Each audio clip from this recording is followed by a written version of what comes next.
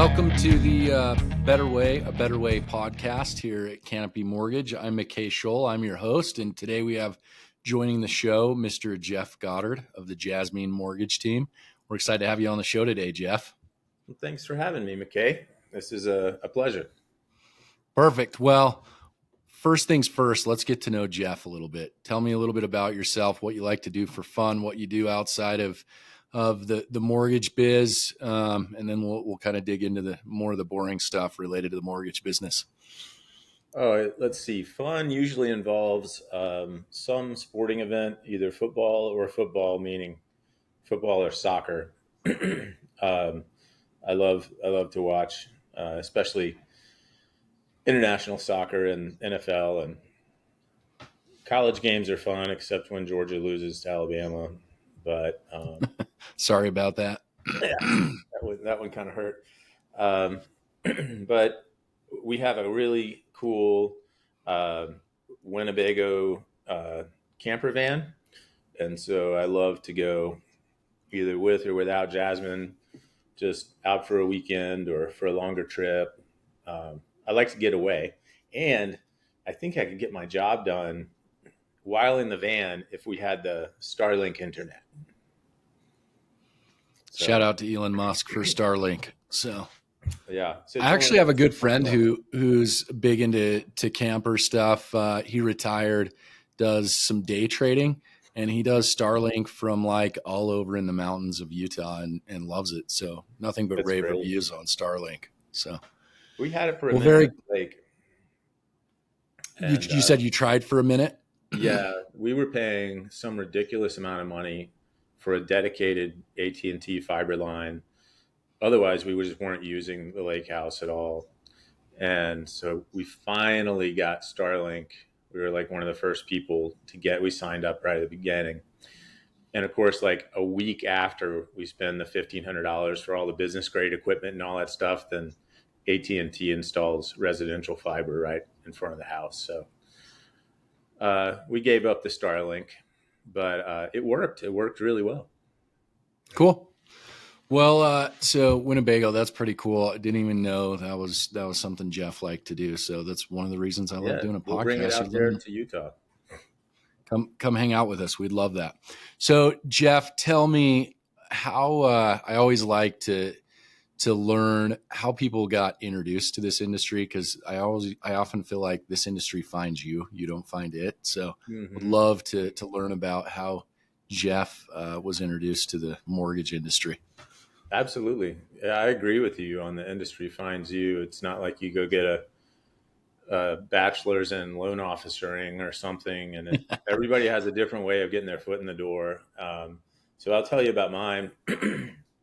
It was Cinco de Mayo 2009, and I had recently become single, and a loan officer had been emailing me for years, and I always thought she looked cute. She put her picture in the bottom of the email, and I finally responded to one of her messages.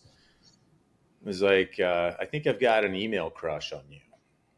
And she responded. And I was like, what? And she said, is that better or worse than a Facebook crush? And I was like, okay, we might have something in common here, you know? And so we ended up having coffee, which isn't unusual for a lender and a real estate agent to have coffee, which I'd been a realtor for many years. And 2008 and 2009 were really, really difficult years. Working 7 days a week, not getting paid, pushing short sales that would never close. And it was painful. And I met Jasmine at that coffee, and she had done something really interesting before most people were using the electronic pricing engines. Like Loan Sifter had just come out, and she figured out how to integrate that directly into the Zillow platform for leads, while everybody else was receiving a message. The loan officer would run some numbers, get back in touch with him. Jasmine had her live pricing on Zillow, and they could just click lock rate. And I'm sitting there working 7 days a week, not getting paid. And she proceeds to tell me how she can only leave her marketing on for about 10 minutes a day. She gets 3 new loans in the door. And I'm just like, I think we could maybe take advantage of that. Like, I've got a business degree and all of that, and hearing that marketing is so effective that you have to turn it off just like blew a fuse in my head, especially how hard I'd been working. So we fell in love really quickly. Like, we literally spent every day together for probably 8 years after that before we took a separate vacation or something like that. But we grew a team, and Jasmine would take the initial call, throw it over her shoulder. I mean, there were times when we had 75, 80, 100 loans in the pipeline, all from Zillow. Of Wow. course, all the lead sources, no matter what it is, they get saturated and people figure it out. And even though we were getting specialized pricing just to stay in the market because we were pushing a lot of volume and we were keeping our costs really low, we realized what the other people were doing is just outsourcing everything to the lowest income part of the world they could find, where people could push paper or whatever. And it was just impossible. That doesn't mean they had great customer service. And that was certainly a refi thing. The purchase market, you can't do that as much with. You need people to think it through and help keep it on track and not say, oh, I guess we'll close 2 weeks from now. Well, that doesn't work in the purchase market. So that was a good run. And when I met Jasmine, if she heard the term realtor, she was like, stay away. Like, realtors to her were a problem. They were just messing up her loans. And I was like, I'm kind of coming at it from the real estate perspective. I think, if we just communicate better to the realtors, they're going to be super happy. So our team had this religious following of Tuesday and Friday client updates. And it was a 2-hour affair. It was like a 2-hour pipeline meeting. It felt like twice a week. But before you know it, the phone was not ringing. And if somebody called to ask for a status, we felt like we'd failed. And so we pretty quickly we started catering to the purchase market when all those refi leads and everything got saturated and all started to go away, which was our plan to begin with. But the Zillow stuff just kept us so busy. We didn't have time to think about anything else. So that's one of the things that I feel like is helpful for our team, is just my real estate background and knowing what our business partners are going through, how we can help them, realizing when a real estate agent may not quite know what she's doing and, might need a helping hand, or doesn't have a team leader she can go to or something like that. So, so we've been cruising along now in various configurations of the team since 2009. But Awesome. So interestingly, how I got into it, though, this is good. I was helping her while I was a real estate agent, and I kept showing up to the company meetings. And after about 6 months, the CEO said, Jeff, if you're going to keep working here, I kind of have to hire you. And that's how it happened. Basically, I worked for free for 6 months and then got hired. you hung around long enough for you wore them down, Jeff. I love that. Yeah. So let me ask this question. So primarily, and I didn't realize, it sounds like Jasmine kind of pioneered a lot of that mortgage for Zillow on the rate table front. And I've dabbled in that myself. But when like around what year did you say, okay, we got to pivot because it's become saturated? It was about the Zillow, the wave of Zillow kind of went away probably in 12 or 13. It kind of fizzled out. And then by about 2015, we had gotten into a coaching program that was, you couldn't get in unless you showed them your W-2. You had to make enough money selling loans to even be let in the door. And we made so many good connections from that. And they had a very specific way of doing things, and we adopted a lot of it. And some of it we didn't. But one of the things that was really interesting is that we switched to face-to-face in-person meetings with every borrower. Now, our team has been across the country from the beginning. We've been using, Google Hangouts and other video call technology, but it took that pandemic for us to go back to kind of how we liked to do it. But nobody wanted to be on a video call prior to the pandemic, and so, and especially in Atlanta, if somebody's going to come meet with you to talk about a mortgage for an hour, there's probably an hour on either end of that getting to and from. That's half of their day. And while that builds a sense of commitment and loyalty, and you'll have less shopping, they've invested 3 hours of their life just to see what they think of you and what you're offering. So that went away, and the pandemic helped. I mean, obviously during the pandemic, all lenders were extraordinarily busy, but I think that was the big shift, was probably right around 2015, and when we really, really started going after a lot of different realtor relationships. I would do a lot of speaking at different companies, sales meetings, and stuff like. I love doing that kind of thing, and I really like to show realtors how, with just a little bit of knowledge, you can do something like use a special loan program to go find a buyer that you wouldn't otherwise have. Physician loan, let's go take lunch to a big physician's office, see who wants to talk. Like, I think some of those things can really help our real estate partners, and we should do more of that. And I enjoy doing it. So. That's super cool, and it's a theme that I've noticed every great loan officer has.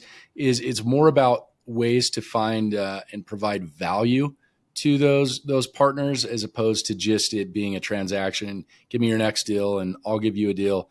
But truly find ways to add value. I love the doctor loan idea. Genius. That's super cool. Yeah, and based on the agent's sphere of influence, right? Like, if they're a veteran, let's go to the VFW and host a cookout, or there's so many avenues you can take it. And I think real estate agents are bombarded with a million great ideas, and they kind of get deer in headlights, like, which one of these million things do I do? And it kind of gets watered down. So any kind of guidance we can give our business partners, I think, is really good. Awesome. So switching gears a little bit, Jeff, and thanks for that discussion. Take me through a day in the life of Jeff. What is your role? What do you do? Kind of help me peek behind the curtain a little bit. So my title is Business Development and Master of the Boring Stuff. So if it has to do with branch technology, financial stuff, all of our equipment, kind of like operational stuff falls on me. But typically I'm not in the files. I can log into Nano, but that's about it. I know enough to be dangerous on that front, but I'm just interacting with realtors all day. That's just what I do. I'm the relationship person. And in a perfect world, I would have 3 to 5 in-person, classes a week, probably a monthly, big get together of some kind, whether we're sponsoring a referral partners event or doing like a customer appreciation event ourselves or something along those lines. It's really, I was in the files for probably the first 6 or 7 years that we were together. And then it became obvious that, that was kind of around the time we really started focusing on the purchase market. And that's when that shifted. We do a lot of continuing education classes that they can actually get CE credit for.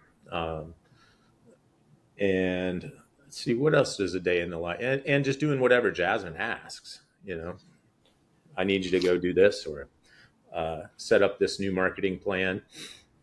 She Anything says that, jump, you say how high.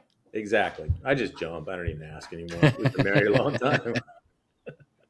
That's awesome. No, very cool. And I think that's a really, really cool division of business. Whereas you're what I find a lot of people get trapped in because they're in the minutia of being in the files. They can never go out and create more relationships. So it sounds like to me that's kind of your focus is I want to go out, make sure provide value to these referral partners, to these agents, and take good care of them. Yeah, the handoff is a little tricky. Um, when you build a relationship over some number of months with the real estate agent that's kind of learning if they can trust you, and then all of a sudden they start referring business, and I'm nowhere involved in the transaction. So that part's a little hard to navigate. I think that's an area where we can improve. I mean, the easiest way is to figure out how to get Jasmine out of the office more. And some people just don't like working with teams. They want to work with an LO that just has one processor, and if that, and they know everything start to finish. And if that's the case, that's not how we're set up. And I think that's an interesting thing about this industry, is that you can structure your branch to kind of support whatever it is you're doing. For us, right now, our fast 8-day closings are adding value to realtors. When a deal falls apart in inspection and they can terminate and get another one under contract and still close that month and get their commission, that's great.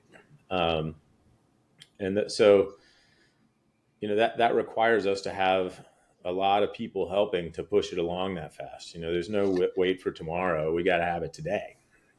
Totally. One of my favorite things Tim Davis always says, time kills deals, right? And there is a trade-off. Some people like that one individual, but in order to scale something, I think it's near impossible to do without just kind of building an all-star team like you and Jasmine have. So super cool. So let me pick your brain. I want to be respectful of your time. I know you're a busy guy, but kind of one question that I've found individuals really like to hear, especially in this market, is where do you think this is going? Where do you feel like? And I'm not just saying a rate's going to go up and down, that sort of thing. We know there's an ebb and a flow, but really overall, where do you see this industry headed in the next 12-ish months? And what things are you at the Jasmine team doing to make sure you're set up for success? Well, the commission lawsuits are the first thing that comes to mind as something that's affecting our industry. Um, Now, what we do in that regard is probably going to have a lot to do with what the functional outcome of all of the lawsuits is. Nobody can say for sure if the norm is just going to become sellers pay 3%, buyer's agent usually, like it always has been. But I'm hearing about different business models that are forming out there by real estate companies that are already adjusting how they're doing business based on these commission lawsuits. Just the word on the street from the realtors I talk to is that the public knows about these lawsuits, and they're forming opinions, and those opinions are being expressed at their listing appointments. Hmm. And those buyer brokerage agreements, I think for a long time, um, most buyers that sign them don't realize exactly what they're signing. That they're going to have to come out of pocket if the seller doesn't pay. Maybe if they don't even buy the house, the agent may have done their duty and still deserve a commission. Now, one question is, how would those things be enforced? Because typically that's not normally how it's done. But people get really upset about that. The most upset I've ever had a client be was when his buyer's agent had him sign a 4% buyer brokerage agreement. And that's totally legal, but she didn't explain it to him, and she didn't mention it to us. And the day of closing, we're trying to balance, and we're $3,000 off. I won't drag you Oh through the man. 2 months of and structural inspections and all kinds of other engineering reports and all that to get to this point, but that put him over the edge, and nobody had expected it. So if we had known, and if the real estate agent had made sure he knew up front, it wouldn't have been a problem. But a lot of those buyer brokerage agreements just kind of get signed. And I think that's going to be very different. It's going to have to be a very specific conversation. So one thing that I think could happen if buyers have to pay their own real estate agent is that we'll see some kind of a la carte boutique services kind of coming up. Whether it's, hey, I charge $100 an hour to negotiate a response to a counteroffer or something like that, right? I've got a license. I'm a good negotiator. I'll tell you what to do. Or I charge $25 per house I open up and show you. You know, you can see as many as you want. I'm getting paid for every door I open, and I'm your chauffeur for the day. So I think that's a possibility, that we're going to start to see some different business models. For example, there's a real estate company I won't name that I've heard is internally shifting all of their training away from anything to do with buyers and all to listings. That to me says they're anticipating an environment where there probably not going to be very many buyers agents. Now, nobody knows for sure, but people are starting to shift their business models in reaction to all of this. Whew. Stay tuned. This will be interesting to see how this whole thing shakes out. And you know what? If there's one thing I've learned in our industry, and I think real estate certainly plays a huge part in the mortgage lending industry, is it's always going to change, and you're always going to have to innovate. Just like we talked about earlier, where Zillow was everything. Jasmine had to shut things off after 10 minutes because she was inundated. And then it got to a point, I'm sure, where it didn't matter how long she left it on, those deals weren't converting. And so there's one thing that is constant in this industry, it's change. And I'm glad you discussed that angle, because that's something very relevant that will greatly and adversely impact the mortgage lending. So it'll be interesting to see those who innovate and get out in front of it. So yeah, I think it's going to be interesting. I mean, there have always been like the low cost, flat fee, a la carte brokers, but that was a difficult sell. When I was a realtor on those types of transactions representing buyers, that was always very uncomfortable for me, because I'm sitting at the dining room table of the seller with my buyer, writing an offer, and the seller's asking me for advice. And I'm like, I don't represent you, and that sounds like liable to blow up in your face. I never got in a lawsuit in real estate, knock on wood, but that was tough. And a lot of the buyer's agents did not want to show those houses for that reason. It was twice the work, and there's more liability. So if we just use that might be a good model to kind of look at, to see kind of where things are going, just kind of flip-flopped. It's like the seller didn't have any representation, really. It was the buyer that had the representation. And now it could be the other way around. Yeah, introverted. That's crazy. Well, thank you. And thanks for spending some of your time today. He is Jeff Goddard. We're thankful he came on the show. He's part of the Jasmine Mortgage Team here at Canopy Mortgage. And Jeff, we wish you nothing but success in the coming year in 2024. And thanks for taking time out of your busy schedule and spending a few minutes with us today. Of course. Thanks, McKay. Have a great day. You too.